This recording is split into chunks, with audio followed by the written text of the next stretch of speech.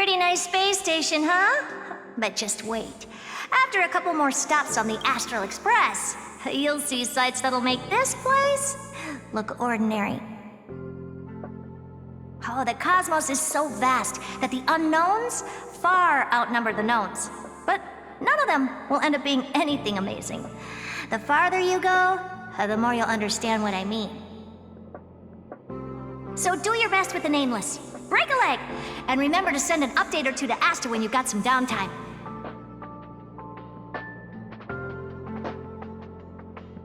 She certainly shares my way of thinking. Only that instead of a conquest through blood and fire, they chose a gentler path. People call Madame Herta and Mr. Screwlum geniuses. Apparently, only the smartest people in the cosmos can receive the blessings of Nous, Amphorius' true creator. Do you mean that even individuals of such nobility are merely subordinates to a god? On the contrary, after all, it was the very first of them who created the god. But I don't really know all the details about that. You might be able to ask Madame Herta herself when you get the chance. Let's go check out some other worlds next, shall we?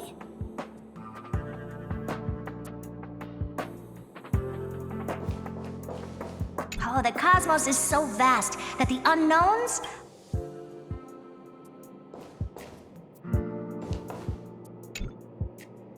This next stop on the journey has a lot of similarities to Amphorius. A snow-covered land? Interesting. This star is named Eurillo 6. That name sounds so cold. Belobog sounds better.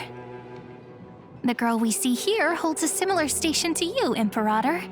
She's the supreme guardian of this world, a leader who took up the mantle of government during a disaster. I did not expect the Empress of this world to be so young. Well, your appearance isn't much older. The object in the distance resembles Nikador.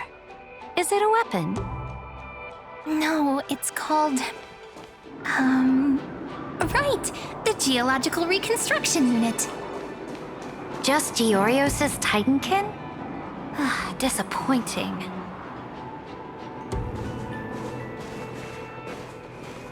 It's all thanks to you that we survived the crisis. The collaboration with the IPC is both an opportunity and a challenge. Nonetheless, it's an important step in our journey back into the universe.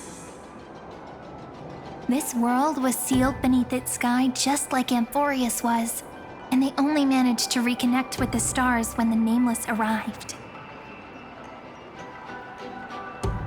That IPC she spoke of, is it a more powerful organization? Yes, the IPC conquered many worlds through trade and opened up a vast territory that way. There are many such powerful alliances beyond Amphorius, and they all walk on roads different from the destruction. Coming back to the Supreme Guardian and her Belobog, didn't they find a peaceful way to enter the interstellar community?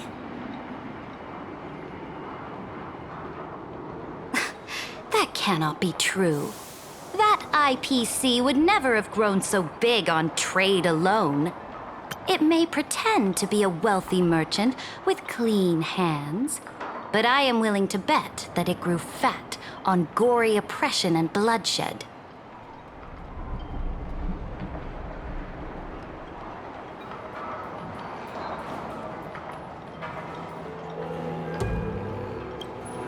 Its path of conquest must have had no mercy for the weak and would have destroyed them if needed.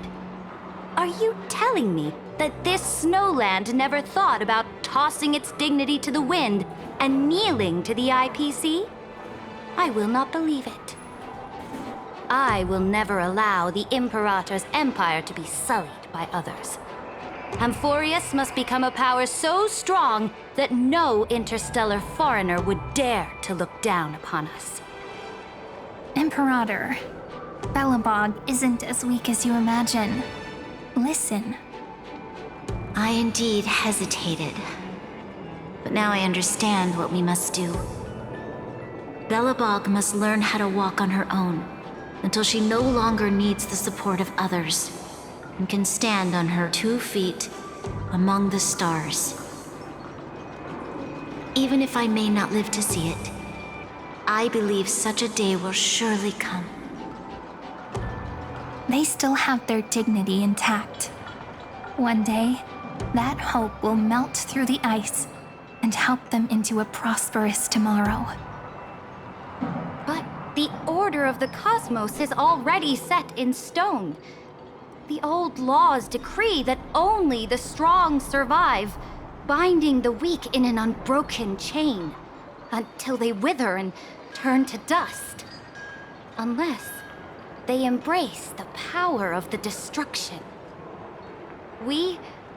Amphorius must shatter the old law and become the new order among the stars.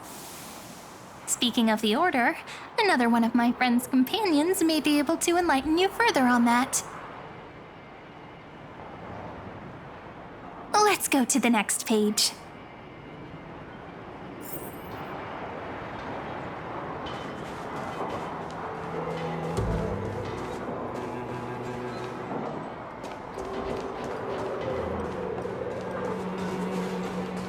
This next world is a nation of dreams. The first time I heard about that place, I didn't even know what to think.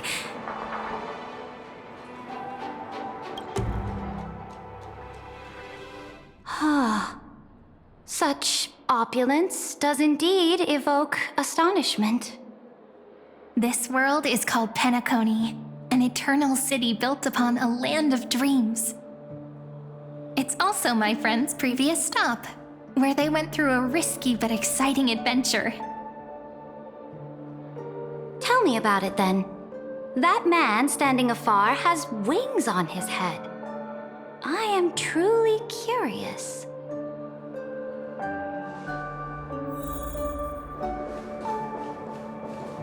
I wish to gaze upon the views of the Reverie Hotel one more time. I'll be just a traveler when I come back here again. And perhaps, through a traveler's eyes, even the things I once knew so well will feel strangely different. Penacony is a land of the harmony, where all dreams and hopes merge and combine. It believes in unrestrained freedom, and that's how it lost itself in shallow delights. Then, this young man before you chose to rewrite its laws, using the power of the Order, hoping to shape a dream-bound paradise of perfect happiness. Yet, the paradise of my dreams remains far away. Perhaps a brief journey with the Nameless can show me more possibilities in my search for paradise. As for what Penacony should look like, it'll be up to her. No, up to their trailblazing now. It sounds like this ideal kingdom is no more. That's right. The people chose to wake up at the end. You can't see tomorrow when drowning in sweet dreams. This individual's law acknowledged only gods and constructs, leaving no space for humanity. And yet, the fact that he could accept defeat and resume his journey shows a rare self-awareness and clarity of mind. You are also very self-aware, Imperator. Then you must know that the world promised by the destruction also has no place for humanity. I am indeed very aware of Lycurgus's honeyed words of deceit. I have seen enough. Take me back.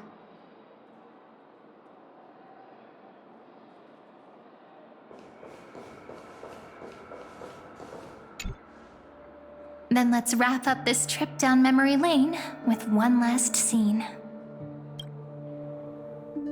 This absolute wonder. Isn't it pretty? That's our Amphorius. Our world flows and meanders in this endless band of light.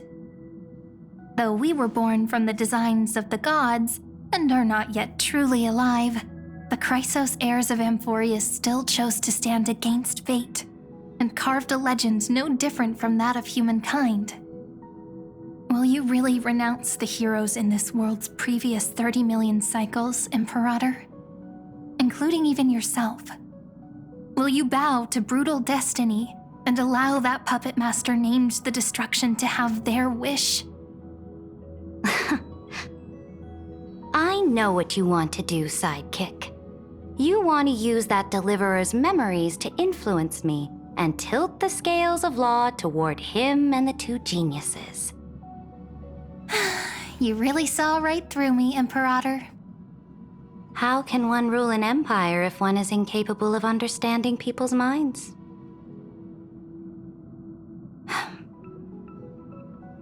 I have decided on Law's final destination. However, before I move my next chess piece, before we go on, tell me this, sidekick. Throughout his trailblaze, was there ever a memory of the ocean?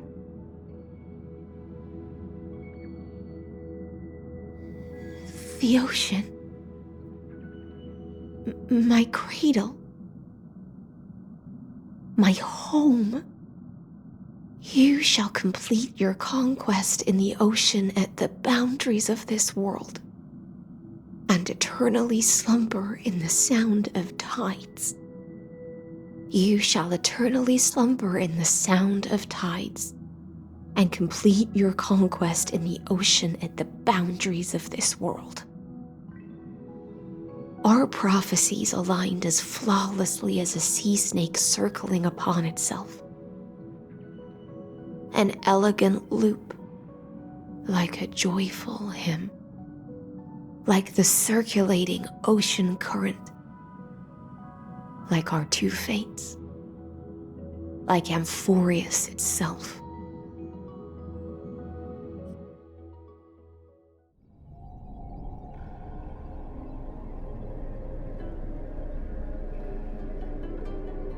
The trial is over. So tell me, who will own the divine authority of law? I won't give it to anyone. What? I am the law. Why should I give my imperial crown to any other? Both the Deliverer and the Theoros came from beyond the sky. They have no right to interfere with the lands I conquered with my own two hands. The law of Amphorius shall be determined by Amphorius's master. What exactly did you see in the trial? Everything. I saw everything regarding the rules of this world's operation. I saw the laws of extrapolation that Theoros spoke of. I saw the ultimate protocol. As long as I offer a sacrifice of equal weight, I can rewrite the laws of this world according to my will. I can turn good into evil, ugliness into beauty, and weakness into strength. Fate gave me a very fair deal. One rule change for the life of one demigod. What are you planning to do? You can't guess. We can conquer the stars without relying on any power from beyond the sky. We just need to make some reasonable sacrifices. Your ambitions have already made so many people give up their lives for the law. And you're still not done? I am determined for Amphorius to stand on her own 2 feet among the stars. You are beyond reason. You think such a simple and hypocritical statement can justify your atrocities. There's no new without destroying the old. That's what you consider an atrocity? Ironic, for that is also the unchanging law of Amphorius's revolutions. Ever since the Flame Chase prophecy resounded in the distance, fate has decreed for the Chrysos heirs to ignite our blood and illuminate this dark age. People would still be puppets of the old dynasty if it weren't for my conquests. But your world doesn't seem to be any different from your predecessors. Bloodshed, tyranny, oppression. You're making the same mistakes they did. Go and see everything for yourself. Go to any library I've built. Go listen to the rumors on every street corner. Go and witness how the Imperator crushed the old laws and forged new ones. Go and see what my conquests brought to this world. I cleansed the Chrysos War's filth and mended all the conflicts left by the Era Bellica. I restored Akima's might and allowed mortals and Chrysos heirs to face each other as equals in the Council. I punished all sins and rewarded all achievements. I smashed Talantin's shackles, united humankind to save themselves, and started the Flame Chase era.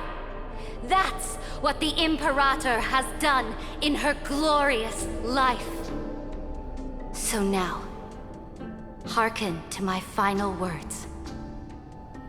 History will eventually forget Saridra, but it will never forget the Imperator's people or the Flame Chase era she began. Final words.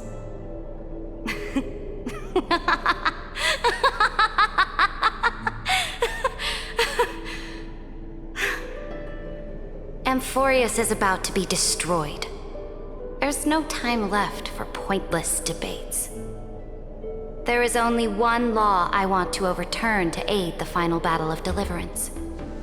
So I will only offer the life of one demigod. In the name of the Imperator, I command you one last time, Electra. Either sacrifice yourself for conquest, or pierce this tyrant's chest with your sword. Thus, the Imperator concluded her final speech. At the end of her life, at the last moment before she stepped onto the altar, she gave her most loyal subject the choice to decide fate, just as she promised her compatriots before her very first campaign. My blood flows in you now. Heroic compatriots, follow me, and we'll seize fate's reins! The Imperator fell. Some say that the Dux Gladiorum turned traitor and killed her liege. Some say that she imprisoned the tyrant in a shallow pond of water, then left. Which meant the Imperator had to kill herself to rewrite the law. There are countless stories about her death. All we can be sure of is when the knight left the vortex, the Imperator was still mumbling about their past conquests together. The beginning and the end of her existence. Imperator, wait! How could someone of your status come to the front lines? Let me be the flag bearer! The troops defending the pass to the west of the Grove, have they surrendered?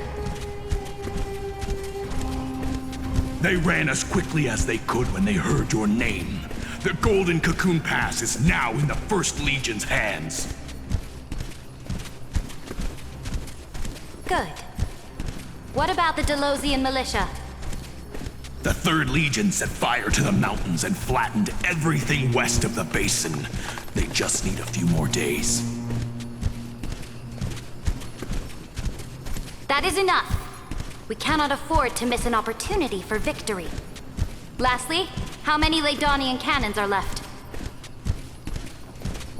They are no more. The Second and Fourth Legions have destroyed them all. Very good. They now have no way out, no reinforcements, and no artillery support. we will be able to liberate the Grove of Epiphany in the blink of an eye. We will launch the final charge 1 quint after the curtain fall hour tomorrow. Remember, as long as the Alliance's flag still flies on my shoulders, you must keep moving forward. Take no prisoners among the enemy's soldiers. All sages who resist are to be captured and tried according to martial law.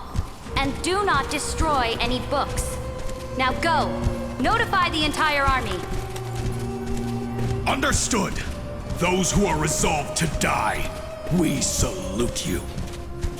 Reporting in. The mountain dwellers are resisting fiercely, and the legendary Mountain Breaker has personally engaged in battle. Their formations are nigh impenetrable. Then cease our frontal assault. Send scouts to all legions and tell them to retreat into the Tritos Plains before the parting hour. Are you planning to surrender? It's a strategic change of plans. The seismic walking dragon is enough for that battlefield. Walking dragon? You mean that stupid beast, Terravox? What can they even do? Stupid? No. They are the wisest of all of Giorio's creations.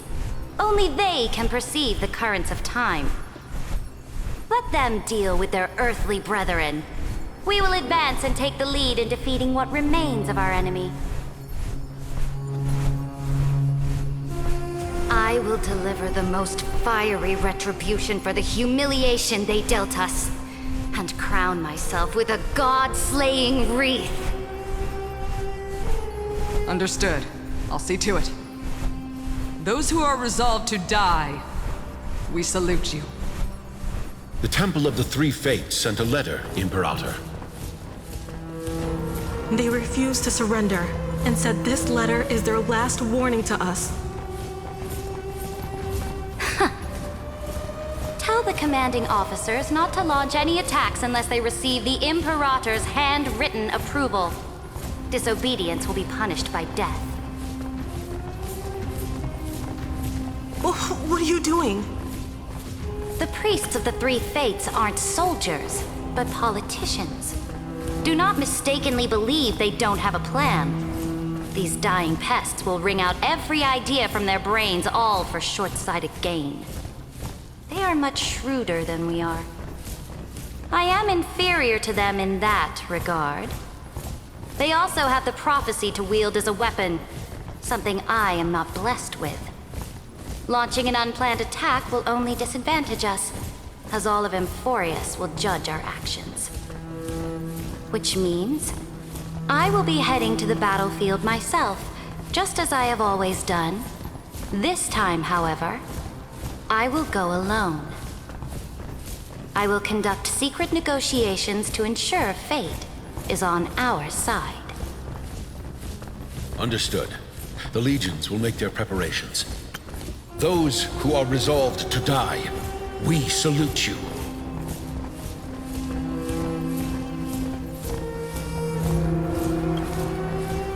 Why are we not allowed to march out with the army, Imperator? This will be a long voyage with no return. Those of you who bear the prophecy cannot come with me. Why are you personally leading this battle if it's doomed to fail? The Flame Chase journey cannot be without a leader. That is correct. The Empire will be without a head when the Imperator falls. But remember, as long as you seize the right opportunities, even a chaotic game will remain winnable. My departure will create a long staircase for you. You will understand what I mean when news of my death reaches your ears. Saridra, is our journey about to be over? Destroy the old laws and forge new ones. My conquest has reached its limits within the borders of Amphorius. Since the prophecy already decreed that the Imperator would never conquer the stars as she wished, I will bow out here and try no more. More Chrysos heirs bearing divine authority will be born, and many more heroes will arise. Will they demand peace or war? Will they resist tyranny or become the next Imperator? I do not care. The children of the future will decide for themselves. Do not mourn for me. Anyone can kill the Imperator, but the only one who can truly destroy her is Saridra. At the end, I faithfully recorded the most important battles in the Imperator's life. Her conquest was about to be completed at this point in the story. However, for some reason, a memory suddenly entered my mind just as I was about to put down my pen. It was a journey on a fantastical train. I had the honor of having a heart-to-heart conversation with the Imperator under the stars, and I asked her this question at the end of that discussion. How do you want history to remember you? As a hero who gave up her life for the flame chase? Or as a tyrant? She answered so quickly, as if she had made up her mind long ago. I would rather be forgotten than be defined.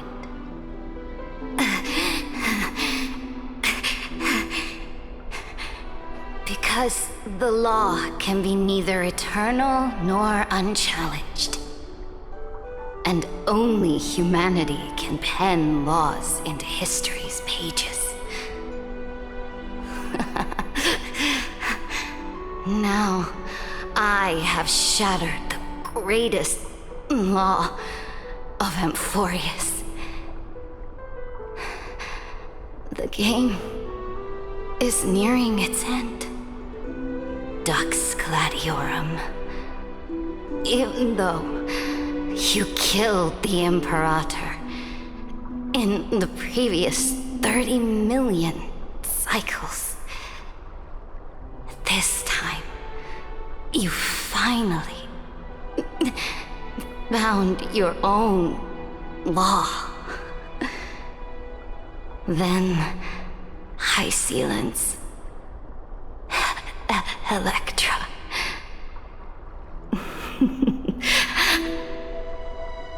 I will ask someone to deliver the prophecy's ocean at the boundaries of this world to you.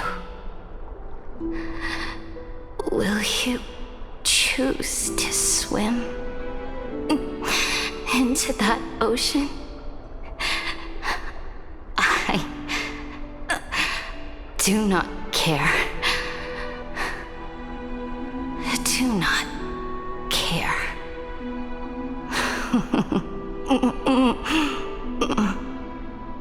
The Imperator muttered about her conquests, and news of her death spread in the city. Freedom! Liberty! The tyrant is dead! Go! Shout this news in the streets! My people, my fellow elders, do not panic. Stand your ground. That usurper has paid for her ambition with her life. People once cheered for my ascension. And now they cheer for my fall. No matter. I am fond of applause.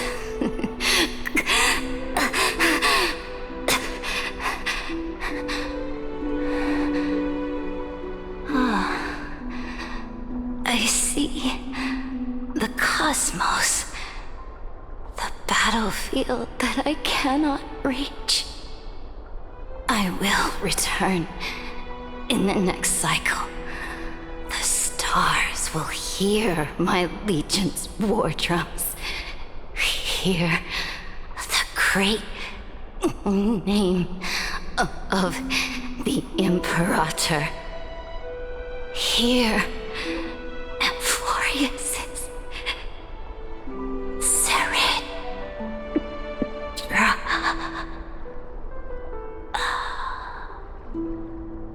To this day, we do not know which rule the Imperator overwrote at the cost of her life.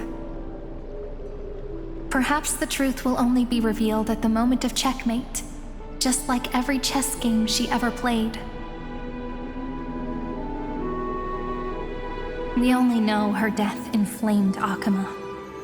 On one side of the city, those who defended liberty toppled her statues to the ground.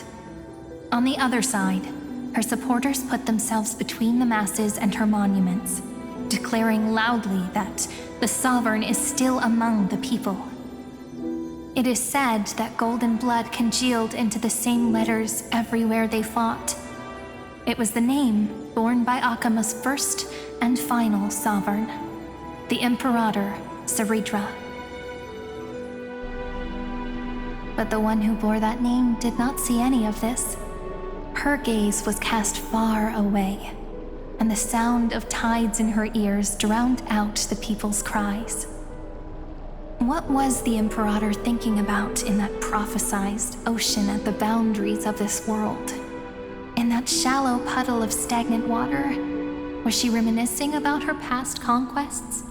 Or repenting for the millions killed for the flame chase? It was neither.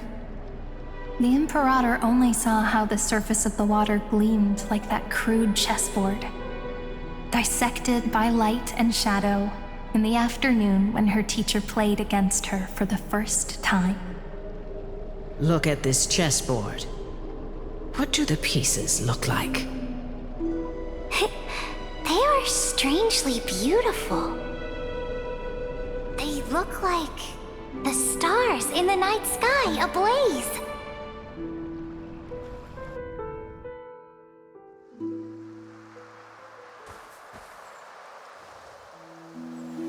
From that page emerged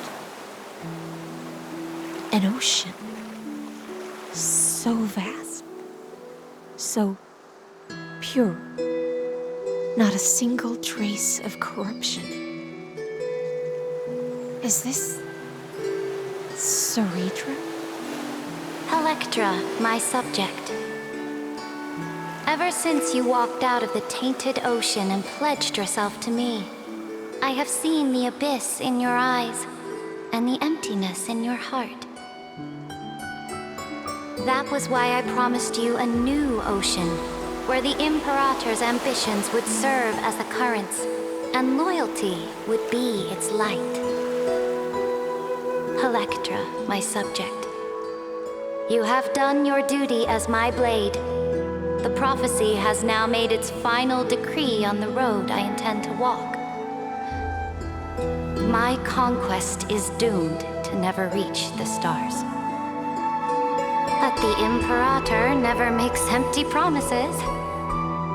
So take this memory, this ocean, beyond the sky, as witnessed by the Deliverer. This is the final gift that the Imperator can leave for her subject.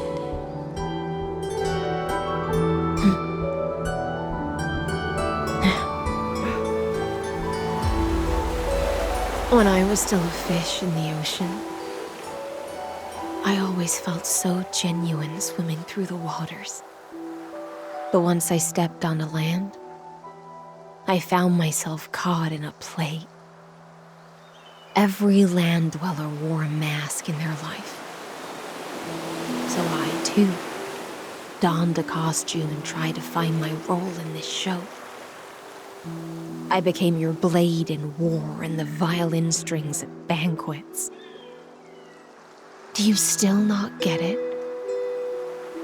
I do not long for the oceanic depths of my homeland. Nor do I crave the swelling seas beyond the sky. Perhaps even I don't know what I want. I still don't know where I should swim to even at the end. But I know one thing right now. A fish is simply a fish. And she can never leave the ocean she's in. But whether under the ocean or on land, We two prisoners who can never escape this cave can still look outside the cave and see the stars.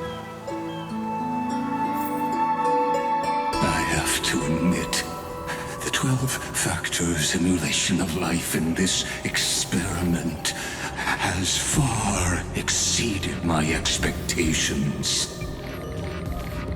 Make your choice then, Senior Society member.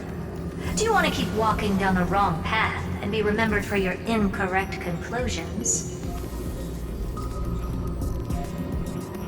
Or do you want to return to the audience's seat and give yourself, Amphorius, and the entire cosmos a more fitting end?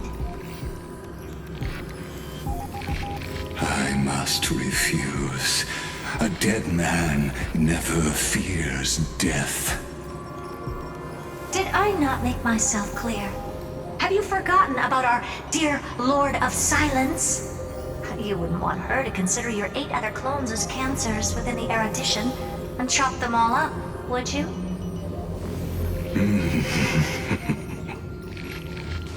Your logical deductions are vastly different from mine.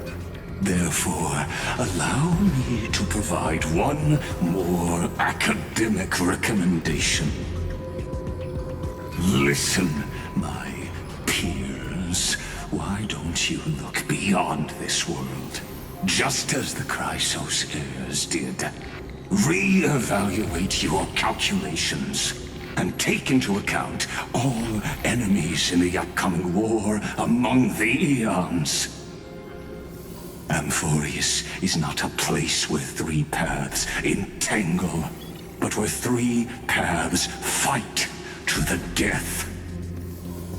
You used Memoria to resist me, but did you not consider the possibility that the Remembrance and their children might have taken this opportunity to join the fray as well?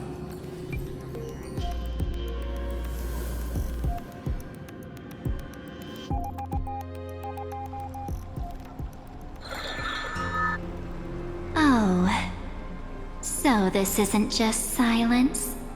It's the answer. What was the last thing he said to you before you parted the waters at the Scale Gorge waterscape? A tricky question, but one with a simple answer. He didn't say anything back then, right?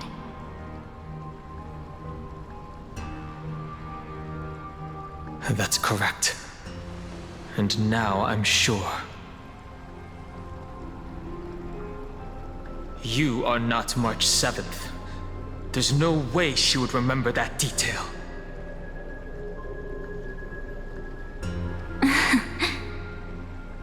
I'll only warn you once. Leave her body. Now. How impulsive. That's not like you at all.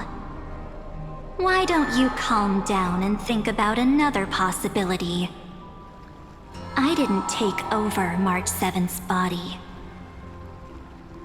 Rather, it's March 7th who regained my memories.